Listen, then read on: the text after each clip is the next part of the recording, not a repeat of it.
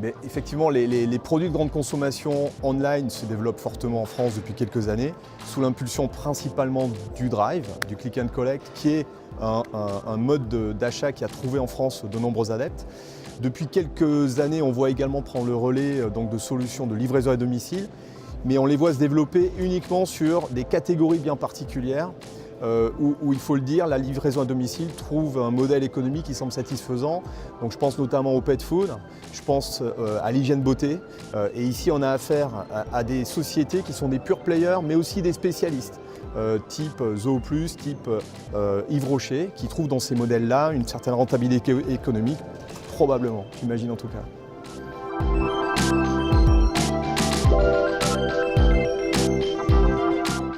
Effectivement, le modèle Amazon est particulièrement percutant pour le client sur ce qu'on appelle toutes les catégories non alimentaires. Effectivement, avec des prix souvent compétitifs, un large choix et la possibilité pour le client de retourner le produit si jamais il ne convenait pas. Donc ça, c'est des solutions qui effectivement plaisent aux clients. L'inconvénient majeur pour les distributeurs physiques, généralistes ou historiques, c'est que ce sont des distributeurs qui vendaient de la grande conso et du produit non alimentaire. Et aujourd'hui, on le sait, Amazon fait l'équivalent du chiffre d'affaires de Leclerc plus Carrefour en fait sur le non alimentaire. Donc c'est un coût très dur porté du coup au modèle des distributeurs historiques. Et donc pas tellement sur la grande conso pour Amazon, mais plus par ricochet sur des catégories alimentaires qui donc font du mal en fait aux distributeurs historiques qui donc réagissent en développant des solutions online comme le Drive pour aller chercher des nouveaux clients, des nouveaux usages donc sur la grande conso afin de résister à la vague Amazon.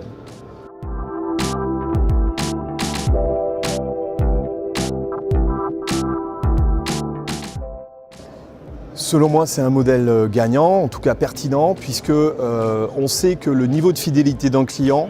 à l'égard d'une enseigne dépend finalement de deux choses, du nombre de catégories de produits achetés et du nombre de circuits fréquentés. On le sait, un client n'est pas monomaniaque d'un circuit. Le plus souvent, il va circuler entre les circuits selon son humeur, ses besoins, s'il a envie de faire un gros panier de réappro ou simplement un panier de dépannage, si c'est un panier de produits routiniers ou si au contraire il reçoit du monde à la maison et a besoin de catégories un peu festives. Donc selon les usages, vraiment il va y avoir une alternance de circuits très particulière et être présent pour un distributeur sur plusieurs canaux, ça fait sens de manière à maximiser le niveau de fidélité des clients et in fine et au passage plutôt d'augmenter le nombre de data collectées pour mieux derrière pouvoir le cibler et le servir.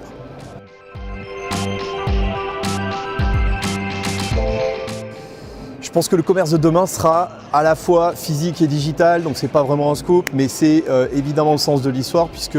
on le voit en termes de maximisation de la fidélité, un client et un distributeur a besoin de suivre son client partout. Et donc les distributeurs qui réussissent ces dernières années sont ceux qui justement ont réussi à faire cohabiter des canaux tels que l'Internet, la proximité et les magasins plus classiques, voire même certaines enseignes spécialistes, je pense notamment aux catégories bio, à les faire cohabiter afin de satisfaire le client selon ses besoins, selon ses envies, selon son profil également, à les faire circuler donc le maximum de fois entre les canaux.